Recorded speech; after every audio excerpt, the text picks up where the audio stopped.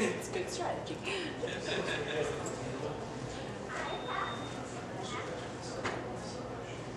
Good evening, everyone. Thanks for coming. Those of you who were last time, thank you for coming back again. Those of you who are here the first time, appreciate that too. I know we're competing with a huge ball game tonight. I hope everyone had a Merry Christmas and have a good Happy New Year. We've had 2 months to kind of digest all this information we got with Dr. Wykoff on November 6th. So I'm not going to take up time talking. Tonight we're going to help us facilitate, hopefully carry out some of the things and have some successes early on so that we can keep going. Probably would like to start up a steering committee tonight. We don't have a huge group here, but I was hoping we have one, maybe get a core group going. So, Thanks, Steve. I didn't know there was this many people that didn't like football. Now, this is the rule, though. If you hear the score while we're here, don't say it. I'm TiVoing the game, so when I get home, I can watch it and zip through the commercials. So, don't say it. We did meet almost 2 months ago. How many of you were not here the last time? Were not here? Okay. Probably about half, maybe a little less than half. Let me tell you a little bit about how we got here. As I drove from Wichita this afternoon, I was thinking about this. I was out here at St. John and I facilitated the strategic planning session with the school board. And I just happened to mention when we were sitting there talking that I had been out at Colby that week, or the week before, working with their city council, county commission, school board, and the college board of trustees, all as a group, on economic development and community development. And I just mentioned that in conversation. Well, evidently that conversation led to a phone call to Steve that led to an email to me that said, could we talk about this? And I said, well, sure. Because I really don't do this for a living. I don't do anything for a living. I'm retired.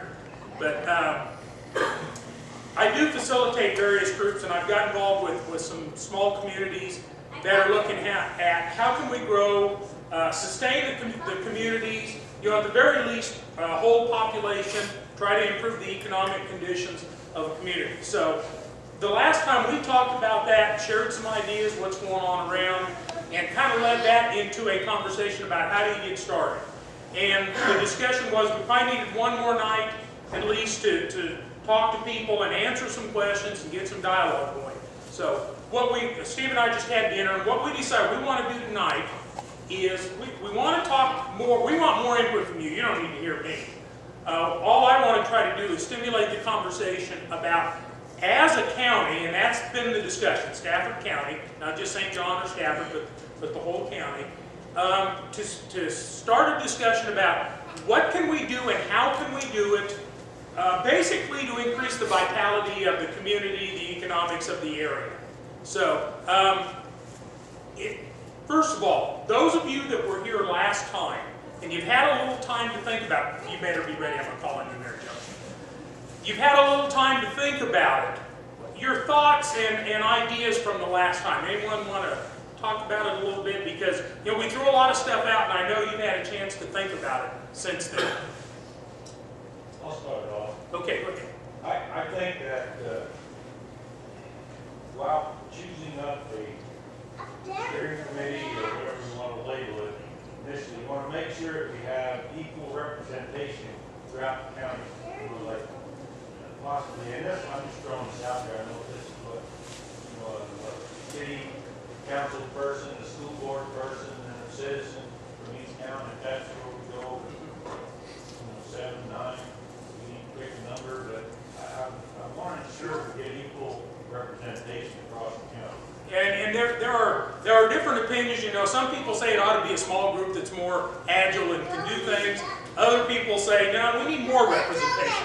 We need to struggle through having a lot of people, but we need more input. And so that's one of the decisions you have to make. You were going to say something. Yeah, I was just going to say the same thing again. He was, and we emphasized that it wasn't a city thing for anybody, that it was totally county. The whole county, yeah. Mary Jo, representing the schools from Stafford, and I know the school administrators got together afterwards. Thoughts or ideas that came from the school people? I guess in November, our top topics were Yeah. so really, I find yourself thinking about that a lot more than the other stuff. Actually, I did like that a little bit. Okay. Well, and I was telling Mary Jo that I got to spend 8 hours yesterday, from 2 to 10 yesterday, with the entire school board and all the administrators at the Renwick School District, helping them figure out how to cut $1 million from their budget for next year. That was not a fun evening. When you've got $1 million, there's no good cuts, because you're cutting deep there. And, yeah, but Mary Jo, I think that plays into exactly what you're talking about. If you don't do anything, times are worse now. So you got to step back and say, okay, so are there things we can do? And maybe getting better now just means holding your own. It doesn't mean growing a lot. It just means not losing any more ground. But there are still things. One of the things that's interesting, I really love economics. I read a lot of stuff about the economy and the theory of economics. And one of the things, I just happened to read some articles from the Depression.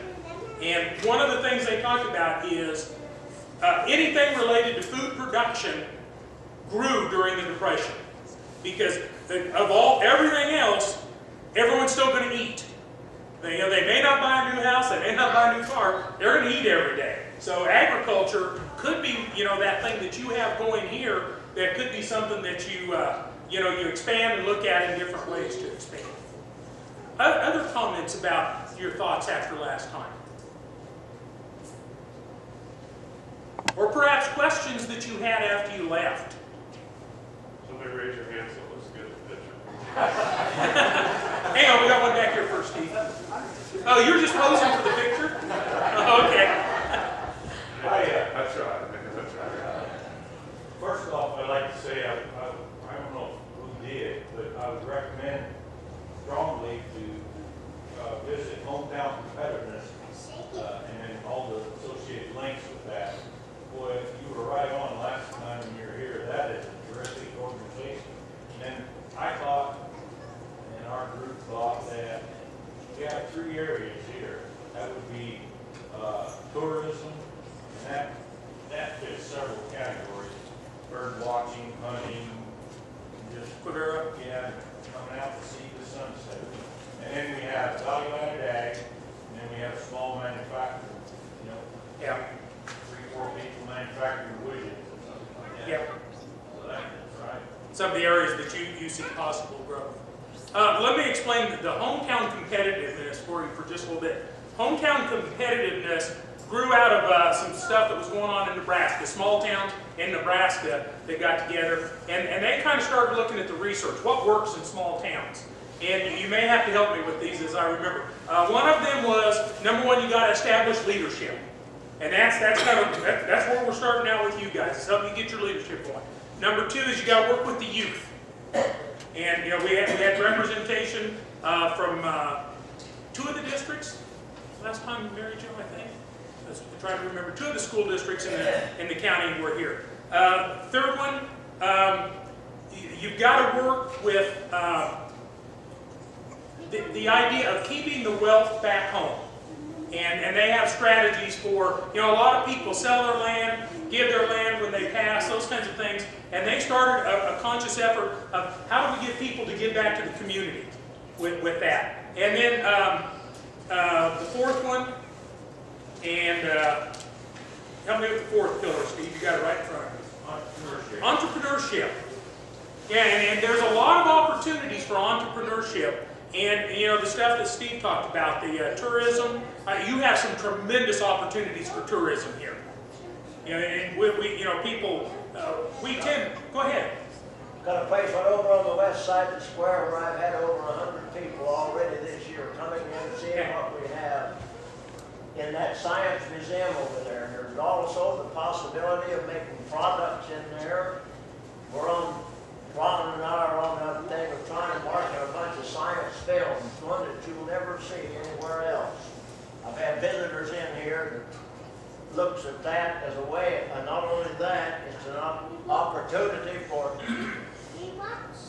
students who want to learn the basics of electricity.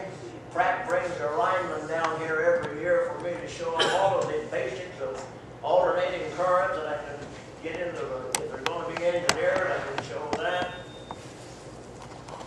I'm 87 years old, will be in May, and I don't know, the Lord's keep me around for some reason, but it seems like that institution over there can have an integral part, not only in the educational system we've got here, but tourism. They come in and they love to see those demonstrations.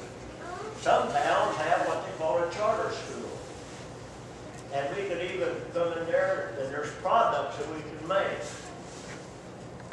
Years ago I invented a track timer. I still have it over there. I think it could be rejuvenated maybe. It'd be a product we could build. I've got this thing called the jumping ring. And there's a lot of those products that I think we could produce, but I don't have the wherewithal to keep on doing it. And I don't know how long I'll be around. Ron up here is giving me more support than anybody. And so that's just something I can throw out here and get it off my chest so you'll have something to talk about. Yep. We've got something in the works for you, Jim. He can tell you what. Yeah, we got something in the works for you that Ron was talking about yesterday that might help out a lot over there, so we'll talk to you on that later. Yeah, and you do have in the county an entrepreneurship charter school over at Stafford. So, you know, we need to tap into those things. Fact is, I took some kids over there for a demonstration when they were young kids a year ago. It's letting those little guys play with the stuff that introduces them to the technologies that come on. Fact is, my grandson and I, I've got an engine over there up during the winter that he and I modified. We took the carburetor off, put a Bunsen burner on it. We took calcium hydride, which is what they use to generate hydrogen. We collected that in a 30-gallon barrel, and we ran that engine off of that with a Bunsen burner, showing the possibilities of. And another thing, these big wind generators. I can show them the basics of that, where you can run an engine off of hydrogen. It's just awesome what the possibilities are. And with some of the facilities we have in our schools here, we could really go to town on a lot of those things.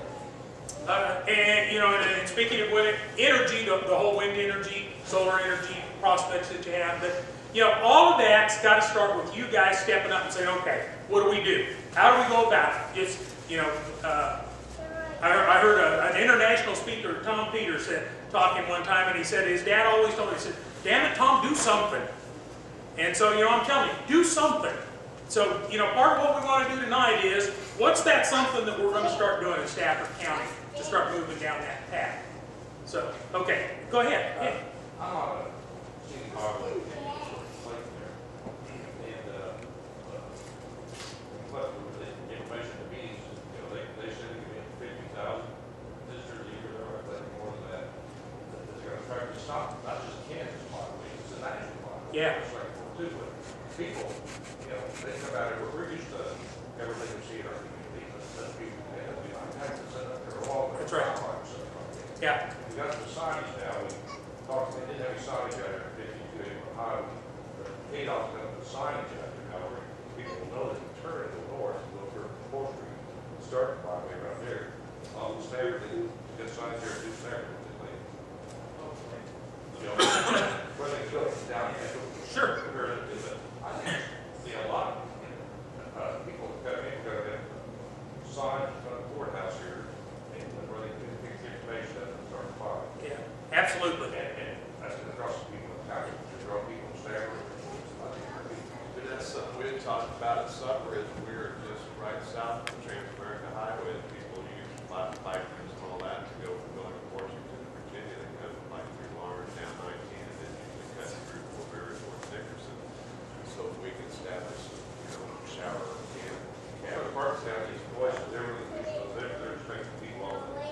interstate come down there, that's where it actually starts there, but you go to a vertical, you start this, and there's a CD you put in your radio, listen to it, and tells you where you're at, what's going on. And explains information, it's going to be part of the attraction. Yeah, and there are lots of those opportunities if you get together and plan around them and promote them. Right, it's family oriented.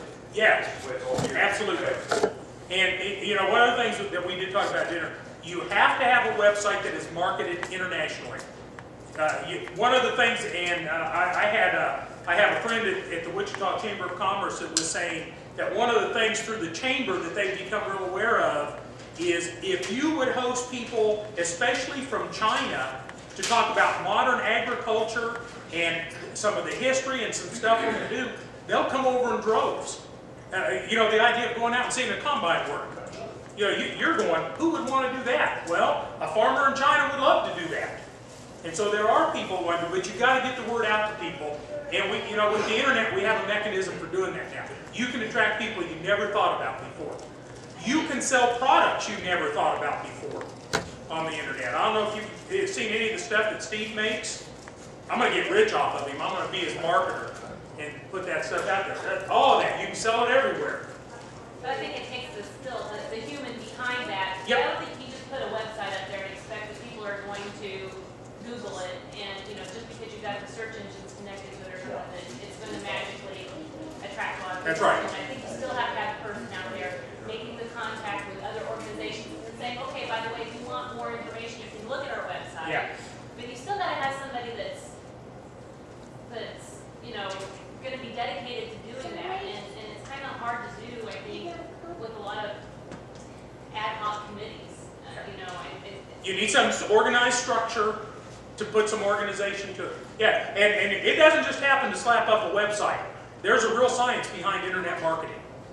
You know, so you know that's a skill you're going to have to develop in the communities to do that stuff. I think tourism is great and wonderful and all of that, but from a personal standpoint, I'm a business owner. My taxes in my business, my taxes in my home are astronomical. I think before you even think of tourism as being a big income, you need to find industry to come to this, because it's not going to make our taxes cheaper. It's not going to make our property more valuable. We need industry and more businesses to thrive in this small community. Yes, you do. Yep. You got to have that piece of it too, don't you? Yeah. You know, in the hometown competitiveness, one of the things they found is local entrepreneurship. You got to help local people grow their business and get better too. And the problem is, before you can build manufacturing and industry, you have to have the support of your local governments. Without the support of your local governments and a willingness to embrace things that might not be the way things have always been done, nothing's going to have an opportunity to thrive and grow. And going back to tourism, you can't bring tourists in until you have a base to be able to support the tourism business. Places to stay, Places to eat. places to eat, places to maybe do a little bit of gift shopping, souvenirs for the county, things for them to take back. You know, that type of thing. And I mean, I'm a newcomer to the community. I've only lived here 2 years. My family and I relocated from California. We love this town. We have a 4-year-old daughter. We brought her back here because this is the kind of environment we want her to grow up in. I don't want to see the town die. And it concerns me looking around the square and all of the empty buildings and all of that stuff, that that's the direction we're headed in. You know, my understanding is here in St. John, we're only going to have 1 kindergarten class next year. We've only got 13 kindergartners right now. You know, that concerns me. If you don't do something to increase the vitality of your communities, they are drying up. You're going out of business in slow motion. And it's not all that slow anymore if you don't do something. Weren't you telling me last time we were here about Atwood and some of the stuff they've done? Yeah. Share some of that, if you wouldn't mind. Well, they've been real active in that Hometown competitiveness model, but they focused primarily on the youth. It wasn't, they say in retrospect, it was kind of accidental, but they did. They focused more on that youth element than the other 4 or the other 3. And it has really led to a lot of more entrepreneurship. They focused on communicating with their high school graduates, telling them about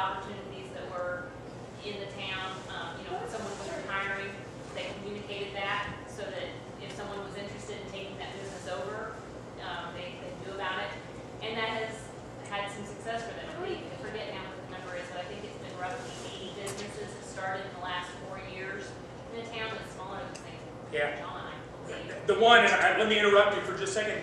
When they focus on the youth, and this one, I'd never thought of this. If the pharmacist decides to retire, typically in a small town, the pharmacist or whoever decides to retire and they board up the store and you've got another empty building. They contacted all the graduates and said, hey, we see from the record you're a pharmacist, would you like to take over the business? And they're getting some of their youth to come back. And I think that what follows that is that when the spouse moves with the person that's taking over the business or whatever, then, kind of the spouse starts their own business just because they probably don't have a whole lot of other options. But it kind of fuels entrepreneurship. And they bring kids with them. Yeah. They tend to be the younger people as opposed to bringing in retirees and a strategy that focuses on that. They have brought in then I think there's they've had the school grow, that kind of that trend is reversed now, and it's I don't know, I think it's taken. Yeah, there's two examples right there of California and the Los Angeles person that moved to St. John's. But I think they've focused not on trying to, find the business that's going to, instantly move in and provide 50 jobs, or, trying to focus on selling someone that has never lived there on the idea that you can buy cheap building space. They focus more on the people first, and the people decide what kind of business fit well for them, and kind of find the opportunities that logically exist there. And they've also, by that strategy, they've got people that understand what it is to live in Atwood, because it isn't, this lifestyle isn't for everyone. And so the people that have made that choice to come there tend to stay, or set real good roots, because they know what the deal is. Yeah. One of the things I've run across in doing, especially with school boards, I do a lot of stuff with them, is that somebody will always tell me the story, my kids would like to come back here, but there's no work for them. And so what they're starting to do is grow the work so that there is something to come back for. I think another one that's kind of an interesting one that's trying to focus on that element of young people is Ellsworth, and they're trying to start an internship program so that people can come and kind of work with someone if that business is interested in expanding. It's a way for them to maybe bring some young blood in to help run the business. So it's a way that they're trying to not only tap into the kind of kids that have grown up there, but maybe not know all the opportunities that could exist to come back home, or to recruit some new young blood from college kids. I've been involved with some leadership seminars at K-State. You hear kids that'll say, I'd like to raise my kids in a small town, but probably I think that a lot of the small towns aren't as aggressive at marketing themselves in the job fairs and things like that at the universities as are the typical corporations, and so they aren't aware of the opportunities, even if they do exist. They're just not aware of them. Steve, you were going to say something. Yeah. Obviously, everyone here is interested and want to see us grow and prosper and get our population up. And we've got some real good ideas. That's why everyone's here. This is the people that came back. So, he said he just doesn't like football. what I'm saying is, I think all these ideas are good, and we're getting into brainstorming. I think that leadership is a big challenge, and in that, having said that, I think that it has to be, another committee or another job. It has to be someone that's passionate about this and really wants to get after it. I've been involved in a lot of things in this community for 15 years, and a lot of, they start out like a house of fire, and I'm not saying that in a pejorative way. I'm saying that we need someone that's truly interested and wants to be on the leadership committee and get this thing off the ground. Start seeing some early successes so that it'll build. You were going to come to I was just going to mention, she said about the job fairs and stuff. I'm looking around here, looking at a lot of people, and I'm not the families, but one of the things that I find is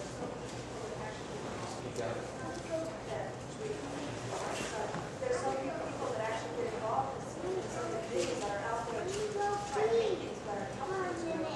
That everybody gets spread kind of thin, so it's hard to get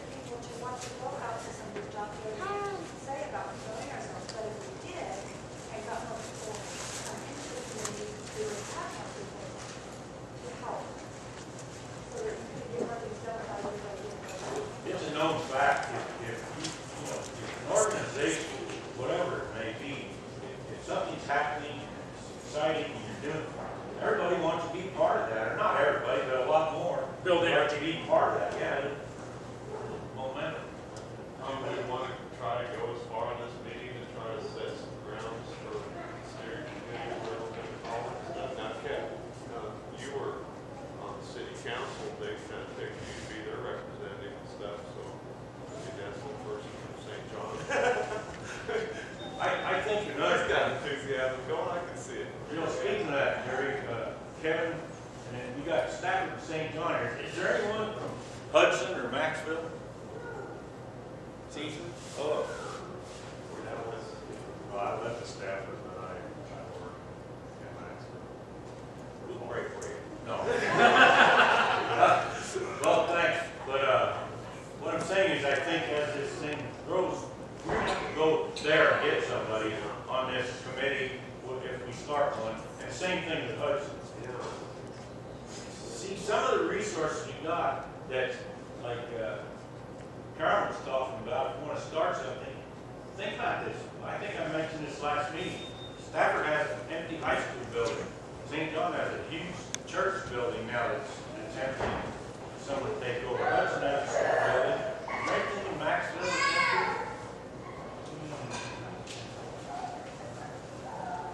You built it on Main Street. Yeah. But it could be a small, Yeah. something small. And I think we need to I've capitalize got on that. a lot. Thank you for coming.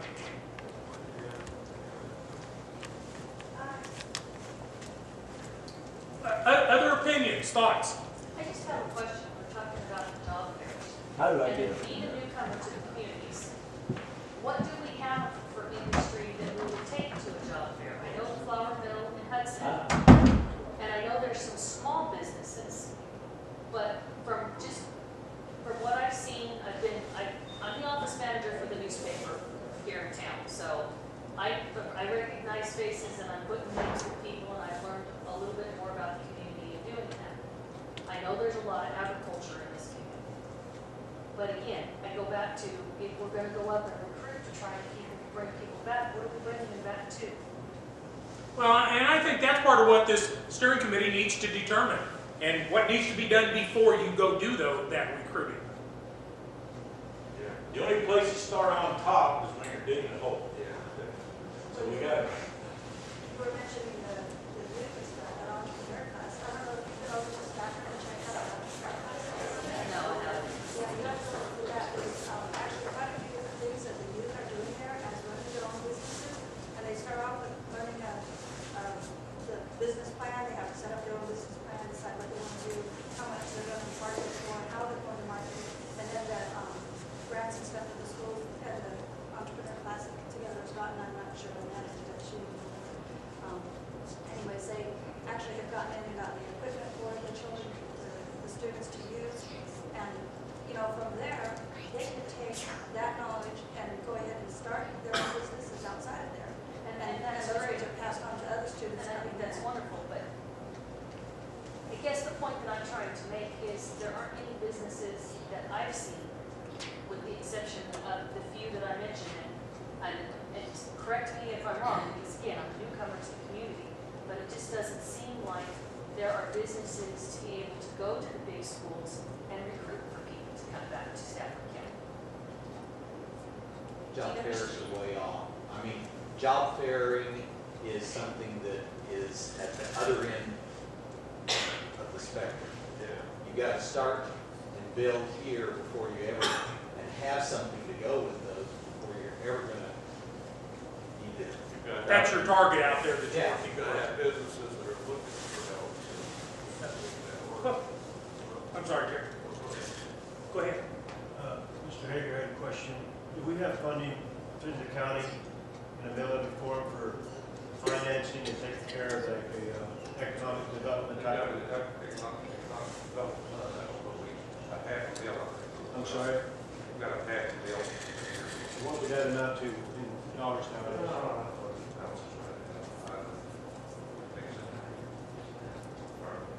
$150,000. Do we have that in our budget? How is it currently being used? How is it currently being used? Right now, it hasn't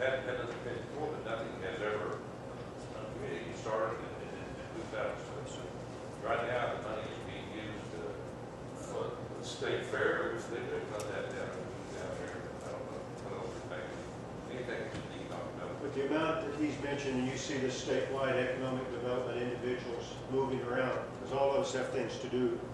And when I served on it last time, and maybe years ago, there was individuals there that ancillary business, like from the aircraft people, they were out saying, come in here, we'll make these little widgets. And I picked up really quick.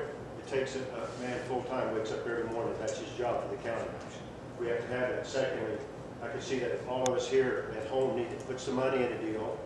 And a young man, as an entrepreneur, has something, like Mr. Hood was bringing, we need to be there. Great Bend's trying to do a little bit of that, the malls and stuff like that. So I can see two things. With the individual, and the money's already there, I think it's an important step. Years ago, we didn't have that. Yeah. And if we have an individual full-time, wakes up every morning, I'm going to do something for Stafford County, that has to happen. Otherwise, we all have our lives, we have good intentions, but that's where it stops. But you have other priorities. Well, if you don't have someone doing that, there are other communities that do. And they will get the little widgets being made in their community. Lincoln, Kansas is a fine example of that. They had someone that all they did was go out and find businesses to come to their community. Did a great job. When they quit funding that, the community fell backwards again. And you'll find that if you don't spend the money to make somebody's job, that job, just to bring us businesses and us people in our county, it's not going to work because we are all busy people. I think Carol can vouch for this through the Golden Belt Leadership Program we did last year. I think there's 7 counties. I don't want to be critical of our county, but there's only 7 counties that have no economic development person, and we're one of them. So that's a good point, Don. So if I ask you this question, how would you answer? What's the first step? What's the next thing you do? The action you take, in your opinion? You gotta get more businesses. Get more businesses in here? Business. You gotta have help for them. You ain't got your help. You mean businesses coming to the community? Okay, but I'm even starting back further than that. What do you do as a result of this meeting? You got to come. You take that money that he's got in the county, and you hire that economic development director, and let him lay out a program and some directives, and do what you're doing here, and give him the direction to get going. Okay, other opinions? I think you should committee first. You're committed first, and the committee hires that person? That's hard, but come together and hire that person. Have a committee that replaces those people. Be the top.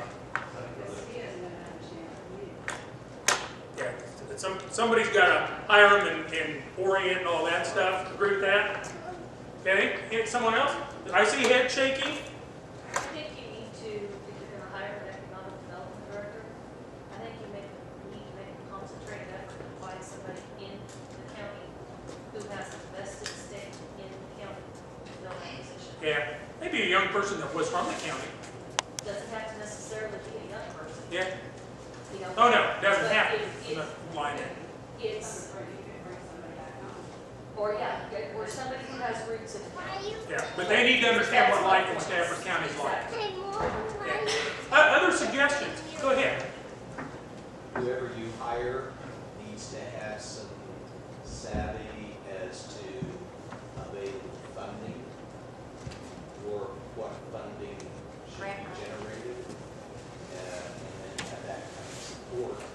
Because you don't have funding, you ain't gonna do anything. And I'm going to tell you, you guys, my guess is there's a lot of money you've lost out on just by not being aware of what's available. You have someone searching grants every day of their lives, you would be surprised at the millions and millions and millions of dollars. So how do you, go ahead, I'm sorry. I haven't said much, but I think you have to focus on the youth of the community, and you have to have a person that's interested in the youth of the community, because they're your future, they're your energy. And so you find a young person or a person that is interested in young people to begin small. You don't bring in big business and say, we got people here that are working in business. You bring a small business in, one person, one idea. You're not going to attract a big business. You understand that right on this year. We don't have the housing or Yeah. the infrastructure. So what you're saying is exactly correct. We have to have somebody that's interested in youth but has savvy to talk to, our communities or leaders to say, hey, what care can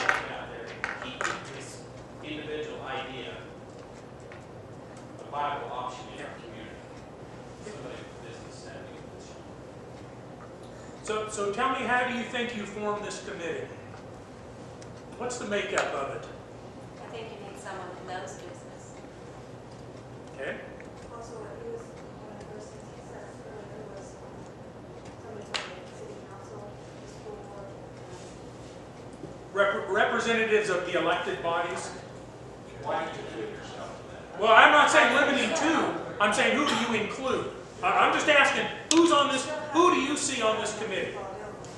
People live in county here, they don't have to be elected. They don't have to. Exactly. Well, I think where he's coming from on as far as elected people, they're elected because they want to run for something. But it shouldn't be exclusively elected folks, it should be citizens and collaborate together with them. I mean, I'd be for a committee that wouldn't even be elected to anything. The problem is motivated to be interested in Exactly. That's, or at least at the time of your meeting, so that you know if they already have something going in the schools or in in each of the different communities themselves, then they can add to it. You have to be aware also that the elected officials control the formal money, and they have a lot of the inherent power in your community. And if they're not with you, if they're just there, it can cause you problems. Now, I'm not saying they dominate your committee or even have to be on it, but you have to work with those elected bodies. You have to, because they have the taxing authority and that kind of stuff. Working with the schools, they've got to know what's going on and be part of what you're doing. That's not to say they got to be part of your committee, but you got to be aware of it.